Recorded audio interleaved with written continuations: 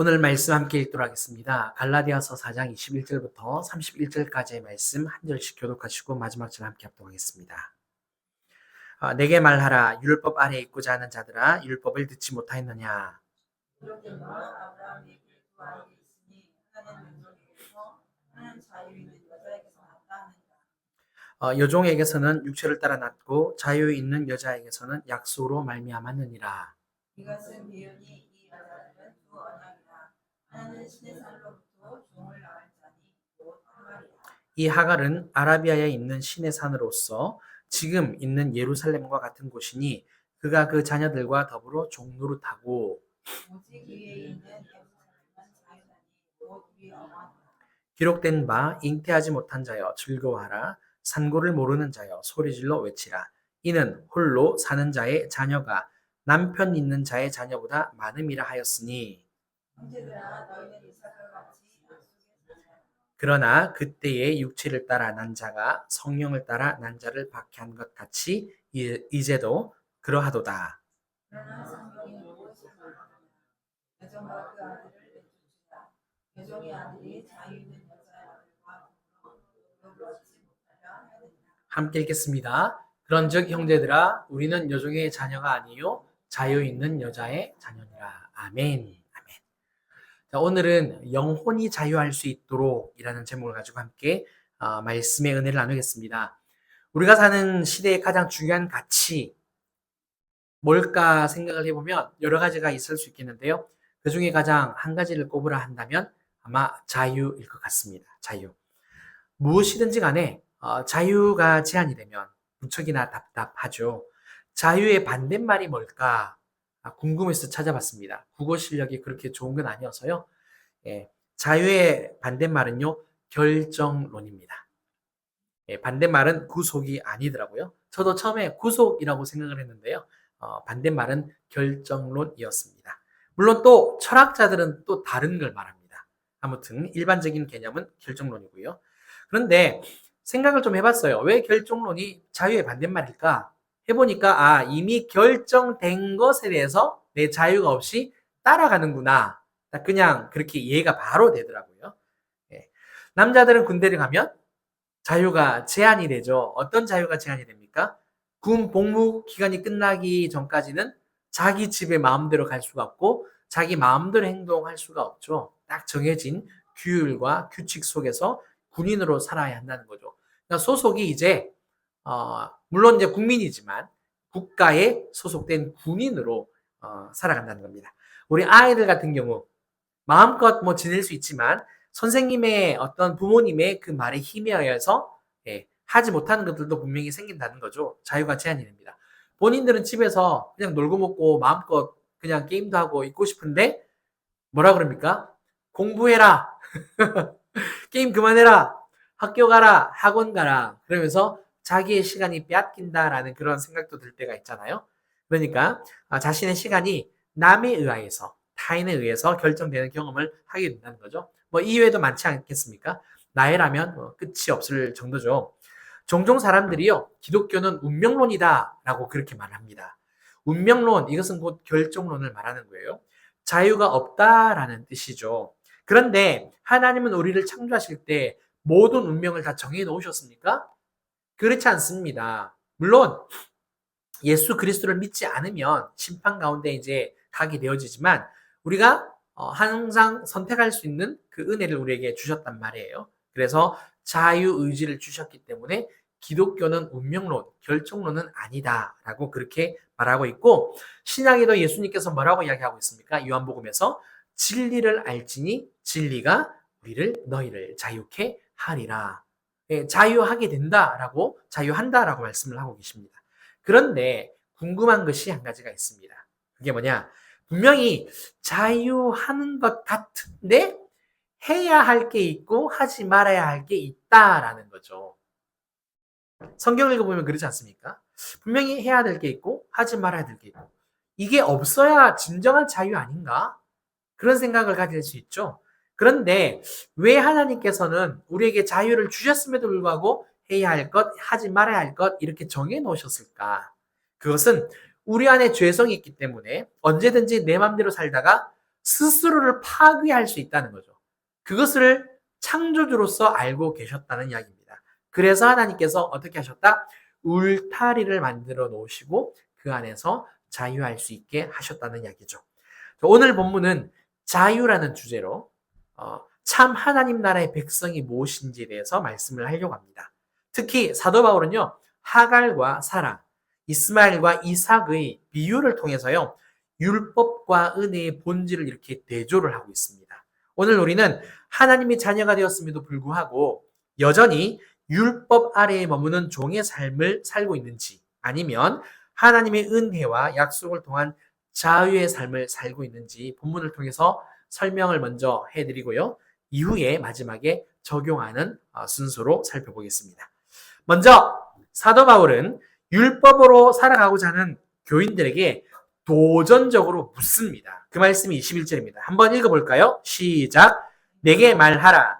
율법 아래에 있고자 하는 자들아, 율법을 듣지 못하였느냐. 이는 사실 책망입니다. 야단치는 거예요. 율법을 듣지 못했느냐. 굉장히 강한 책망입니다. 왜냐하면 왜 이렇게 책망을 하고 야단을 치느냐면요. 유대인들은 안식일마다 뭐 합니까? 회당에서 말씀을 듣고 말씀을 낭독합니다. 또 풀어주는 사람도 있습니다. 회당장이 말씀을 낭독하고 풀어주는 경우도 있고요. 그렇죠? 또 그 중에 우리가 성경을 읽어보면 예수님께 아니면 또 사도 바울이 그렇게 풀어주는 강론하는 말씀도 우리가 보지 않았습니까? 늘 안식일마다 말씀을 듣고 배웁니다. 그리고 율법을 듣는 일은 이 유대인들에게 굉장히 중요한 일입니다. 그래서 우리가 잘 알고 있는 히브리어 가운데 쉐마, 들어라 있지 않습니까? 이 쉐마가 듣다라는 뜻인데 그냥 단순히 듣는 그런 행위만 해당되는 게 아니라 어떤 의미를 가지고 있다라고 우리가 배웠습니까? 그것을 들음으로써 내가 순종하겠다라는 결단, 의지까지 포함된 단어가 쉐마다라고 우리가 이야기를 했다는 거죠. 지금까지 그렇게 배웠습니다. 따라서 사도 바울이 이들에게 율법을 듣지 못했느냐라고 이렇게 딱 말하는 것은 뭘 말하느냐? 지금까지 율법을 들었으면 삶이 바뀌어야 되는데 변화되어졌어야 되는 건데 왜 지금 이 모양이냐라고 지금 야단을 친다는 거죠. 이전과 다른 삶은 그러면 뭐다라는 이야기입니까? 오늘 서론에서 이야기했듯이 자유를 누리는 삶을 살고 있어야 한다는 거죠. 그런데 왜 그 자유를 누리지 못하고 오히려 얽매인 삶을 살아가려고 하느냐? 이렇게 책망을 한다는 겁니다. 이에 사도 바울은 갈라디아 교인들에게요, 누리고 살아야 할 그 자유, 이 자유를 강조하기 위해서 비유를 들어 설명을 합니다. 그 비유가 바로 아까 말씀드렸던 하갈과 사라인데 22절, 23절입니다. 함께 읽겠습니다. 시작. 기록된 바 아브라함에게 두 아들이 있으니 하나는 여종에게서 하나는 자유 있는 여자에게서 낳다 하였으며 여종에게서는 육체를 따라 낳고 자유 있는 여자에게서는 약속으로 말미암았느니라. 아멘. 자, 이 내용은 구약 창세기 16장과 21장이 나옵니다. 여기에서 여종과 아들이 나오잖아요. 첫 번째 여종과 아들은 하갈과 이스마엘입니다. 자유 있는 여자와 아들은 사라와 이삭을 말하고 있습니다. 하갈은 사라의 여종이었잖아요. 근데 종은 어떻습니까? 종은 자녀들이 태어나도 종의 신분을 가지고 태어난다라는 거죠. 그 다음에 반면 사라는 어떻습니까? 하나님께서 약속을 주었기 때문에 자녀도 약속을 받아서 태어난다라는 겁니다.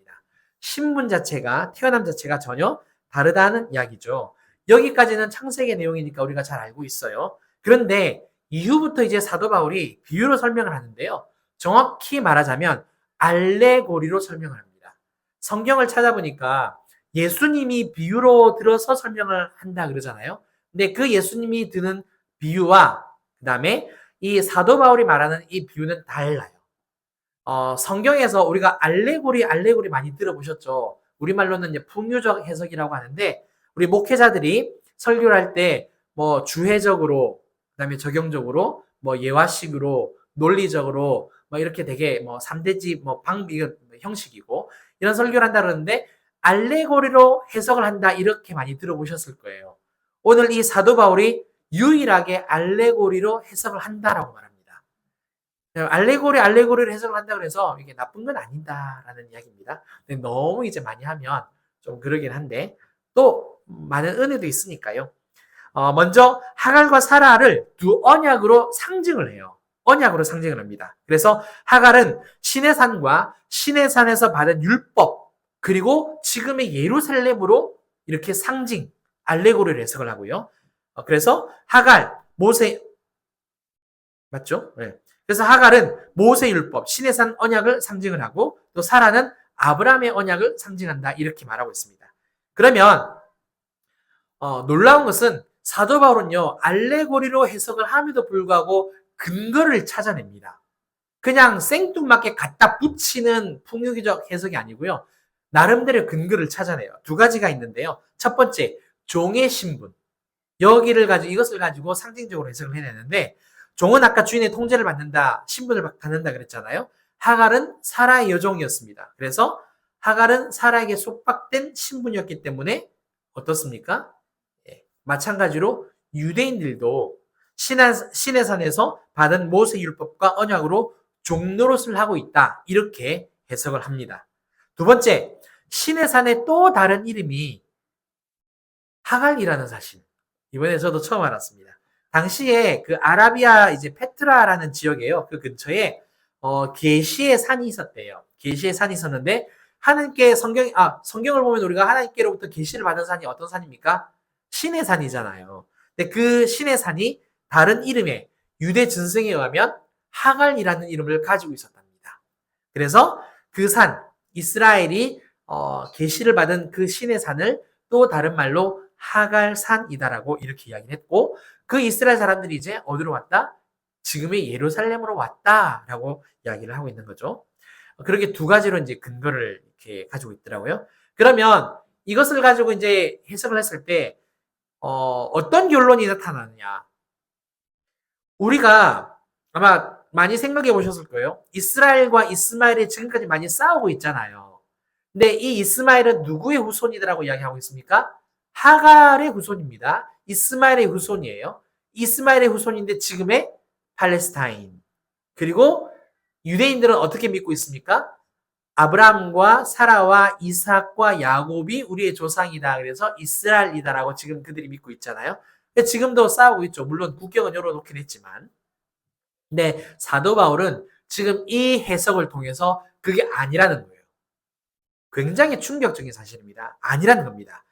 율법 아래에서 종로로 다니는 유대인들은 예루살렘과 이스라엘에 살고 있어도 이삭의 후손이 아니라 누구의 후손이다?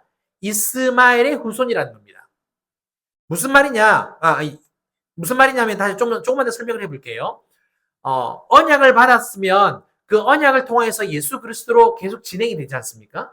그러면 그게 진짜 참 아브라함의 후손인데 지금 이스라엘 사람들, 너희들은 율법에 매여 있지 않느냐. 종의 신분도 매여 있는 속성이다. 근데 율법에 매여 있으면 동일하게 이스마엘의 후손이라는 거고 또 신의 산이지만 하갈 산이다. 그러니까 거기에서 너희가 계시를 받아서 지금의 예루살렘에 왔어도 하갈 산에서 계시를 받았으니까 여전히 하갈, 이스마엘의 후손이다 이 이야기입니다. 그러니까 이 이야기를 들으니까 유대인들이 사도 바울을 엄청나게 싫어한다는 거죠. 26절 이렇게 결론을 했습니다.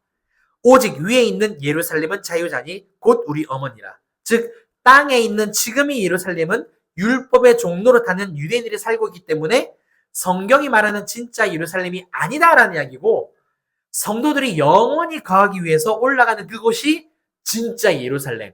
그 요한계시록에 나오는 이단이 가져 쓰는 바람에 신천지 그렇죠. 그 이야기를 한다는 거죠. 그게 진짜 예루살렘, 거룩한 성 예루살렘이라고 말합니다. 그러면 이제 이렇게 해석을 했어요. 사도 바울이. 이건 제 해석이 아니고 사도 바울의 해석입니다. 그러면 이제 어떻게 살아야 하느냐? 이것까지 사도 바울이 전해줍니다. 너희가 지금 왜 자꾸 이스마엘 후손으로 가려고 하느냐? 이스라엘 다시 돌아와라. 이렇게 이야기를 하는데 29절 30절입니다. 함께 읽어보겠습니다. 시작! 그러나 그때의 육체를 따라 난 자가 성령을 따라 난 자를 박해한 것 같이 이제도 그러하도다. 그러나 성경이 무엇을 말하느냐? 여종과 그 아들을 내쫓으라.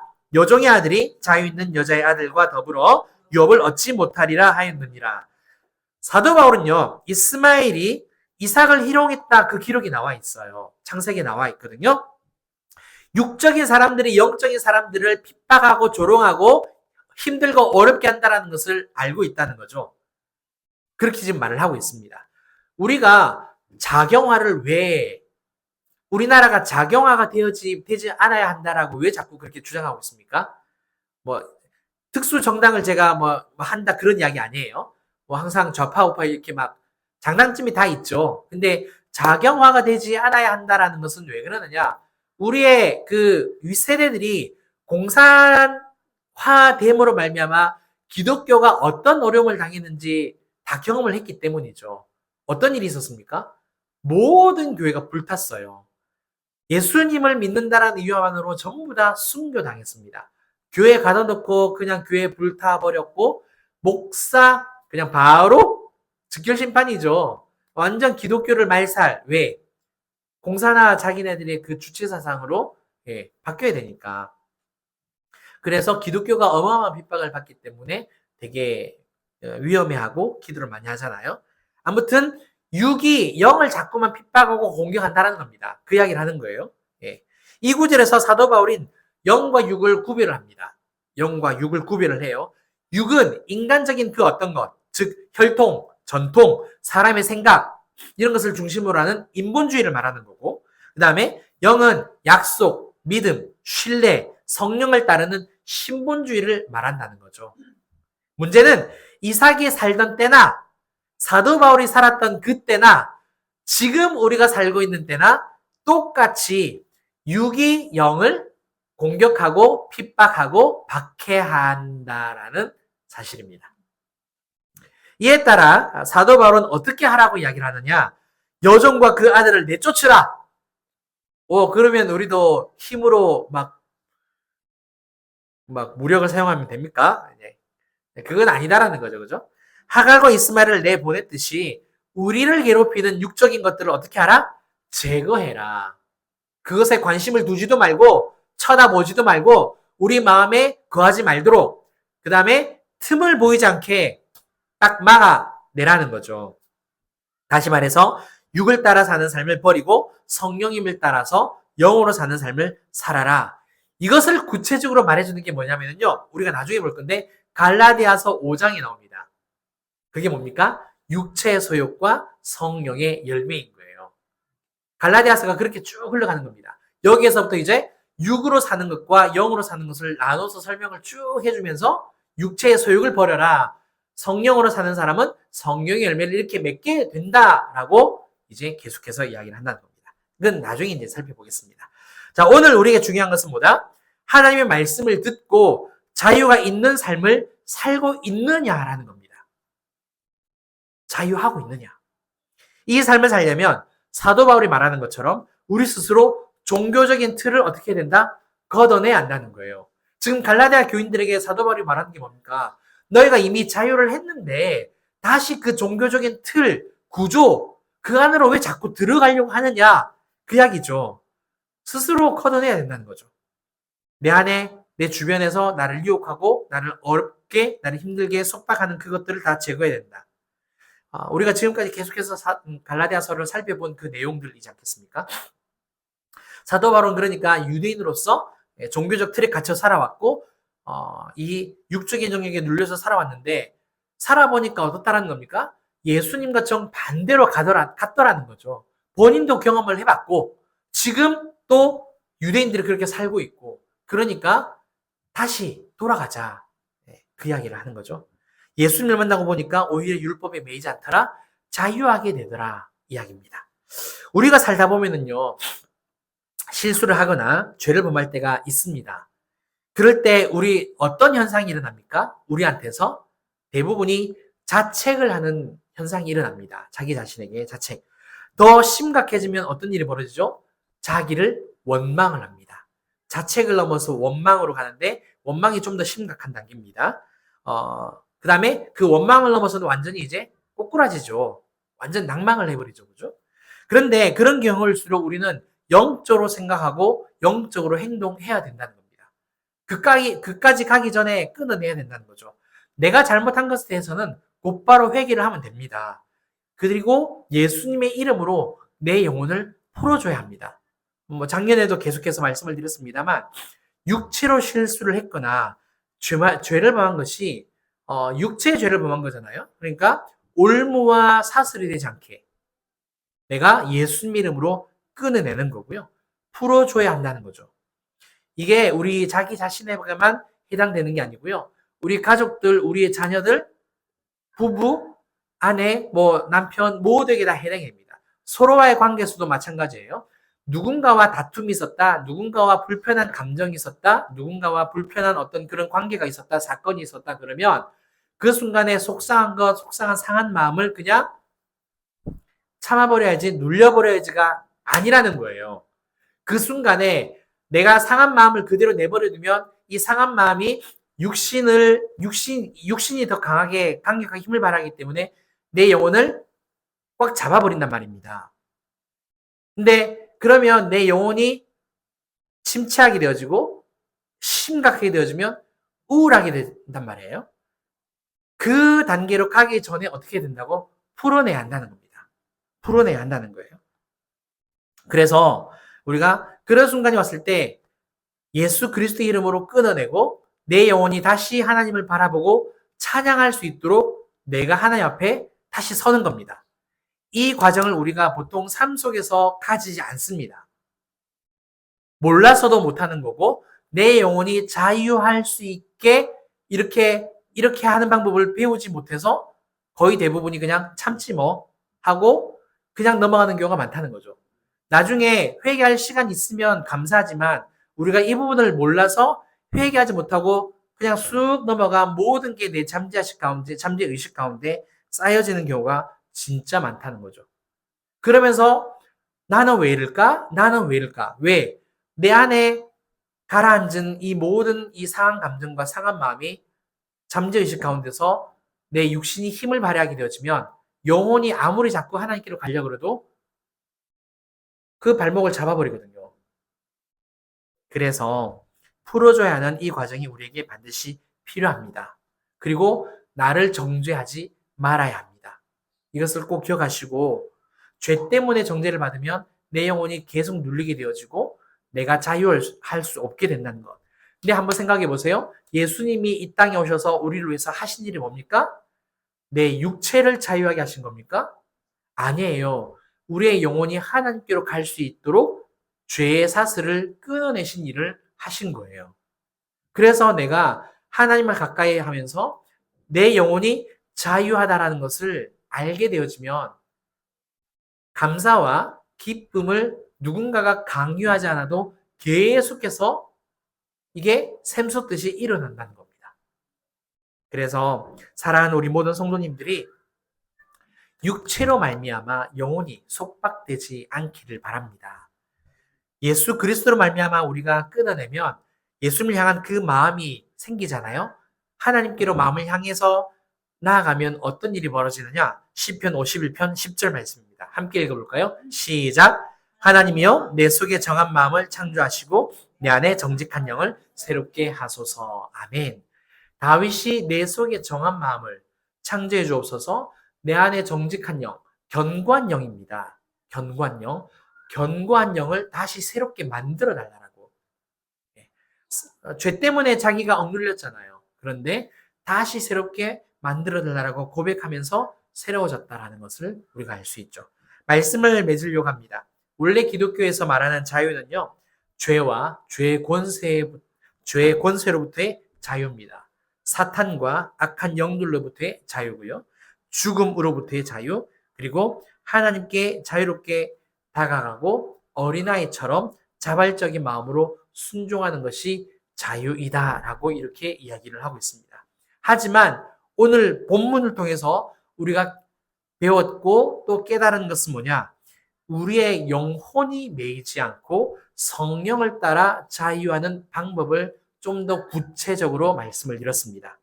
사도 바울이 말한 것처럼 우리는 약속을 따라 유업을 받는 하나님의 백성이고 하나님의 자녀예요. 아브라함과 이삭과 또 아브라함도 사라와 이삭의 후손이죠. 그죠? 이것을 믿는다라면 내 영혼이 자유할 수 있는 방법을 더 많이 훈련을 하셔서 이게 오늘 들었다고 해서 잘 되지는 않더라고요. 초창기에 저도 할 때는. 그런데 이제 알고 해보고 경험을 해보니까 이제 기쁨이 샘솟고 금방 내가 침울했다가도 다시 일어설 수 있는 누가 보면 변덕스럽다 할 수 있겠는데요. 근데 사람이 그렇게 빨리 회복이 됩니다. 그것을 경험을 해보니까 진짜 이 내 영혼이 다시 살아나는 거구나. 그리고 이게 하나님께로 더 가까이 가는 거구나. 라는 것을 경험을 해보니까 정말 이 삶을 살아야겠구나라는 것을 결단하게 되었습니다. 따라서 사랑하는 우리 모든 성도님들도 항상 그런 순간이 닥칠 때마다 내가 다운될 때마다 예수의 이름으로 풀어내시고 자유하는 저와 여러분 되시길 주님 이름으로 축원합니다. 우리 함께 찬양하고 기도하겠습니다. 마음이 상한 자를.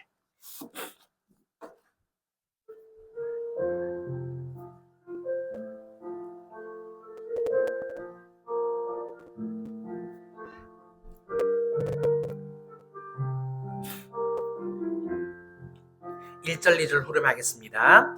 마음이 상한 자를 고치시는 주님, 하늘의 아버지 날 주관하소서.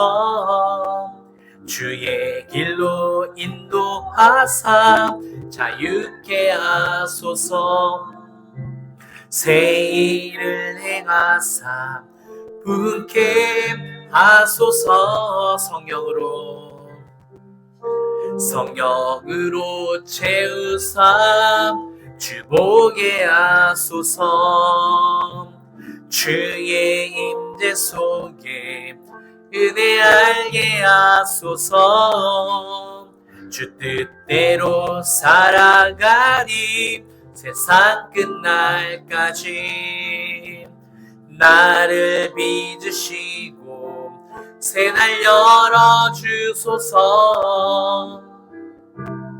의에 줄이고 목이 마르니 성령의 기름 부으소서. 의에 줄이고 목이 마르니 내 잔을 채워 주소서. 의에 줄이고 목이 마르니 성령의 기름 부으소서. 의에 줄이고 목이 마르니 내 잔을 채워 주소서. 우리 함께 기도할까요? 사랑하는 성도 여러분, 우리 영혼이 자유할 수 있다라는 것은 정말 엄청난 은혜입니다. 이건 세상 사람들이 몰라요. 내가 찬양할 때 얼마나 기쁜지, 내가 하나님을 바라볼 때 정말 얼마나 감사한지, 내 영혼이 자유할 수 있다라는 게 진짜 복입니다. 오늘 말씀을 드렸습니다. 사도 바울이 알레고리로 해석을 하면서도 갈라디아 교인들에게 자유했는데 왜 다시 세상에 매이려고 하느냐, 안타깝게 여겼던 거죠.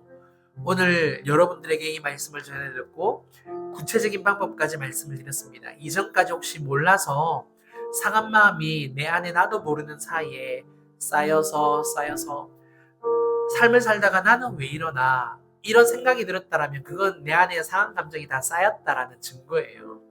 근데 이제부터는 그런 순간이 찾아올 때마다 내 영혼이 바로 하나님께 돌이킬 수 있도록 끊으세요. 예수 이름으로 끊으시고, 내 영혼아, 하나님의 사랑을 입었다. 하나님이 지금도 나를 사랑한다. 절대 내가 나 자신을 정죄하지 마세요. 예수님도 내 영혼을 정죄 않으셨고 그 죄를 끊어내시기 위해서 이 땅에 오신 것 아니겠습니까? 마찬가지로 나도 같이 끊어내면 됩니다. 정죄하지 마십시오. 그러면 낙심하지도 난망하지도 않을 겁니다. 우리 함께 하나님 내 영혼 자유하기 원합니다. 기도하시겠습니다. 사랑하는 하나님 아버지 은혜를 감사합니다.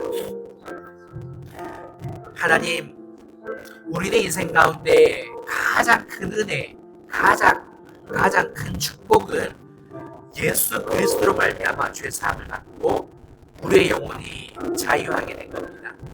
세상에서도 자유가 박탈되면 하나님 아버지 촛불을 들고 하나님 아버지 자기 목소리를 외쳐가면서 그게 나라든 민족이든 아버지 회사든 집이든 어디에서든지 자유를 달라고 외치지 않습니까? 아버지 우리의 영혼이 얽매인 것에 대해서 속박당한 것에 대해서 몰라서 하나님 아버지 헤매는 영혼들 참 많은데 우리에게 아버지 하나님 이 자유할 수 있는 은혜를 주셔서 감사합니다.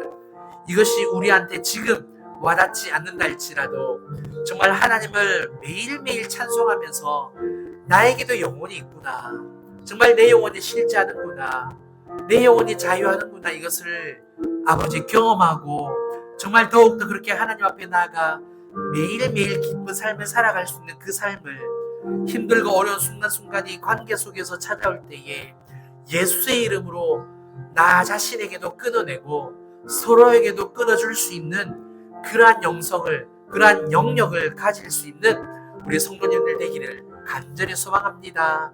주님, 항상 자유하는 삶을 살아갈 수 있도록 축복하여 주시옵소서. 아멘. 아멘. 감사합니다. 주님 감사합니다. 주님 사랑합니다. 사랑과 내가 풍성하신 하나님 아버지 감사를 드립니다. 오늘 영원히 자유할 수 있도록 구체적인 방법까지 오늘 말씀의 은혜를 나누었습니다. 하나님 아버지, 우리도 늘 세상 가운데 사단의 유혹과 하나님 아버지 그 공격으로 말미암아 어려움에 빠질 때가 많고 나도 모르게 나 자신을 정죄할 때가 있음을, 뿐만 아니라 상대방을 정죄할 때가 있음을 봅니다.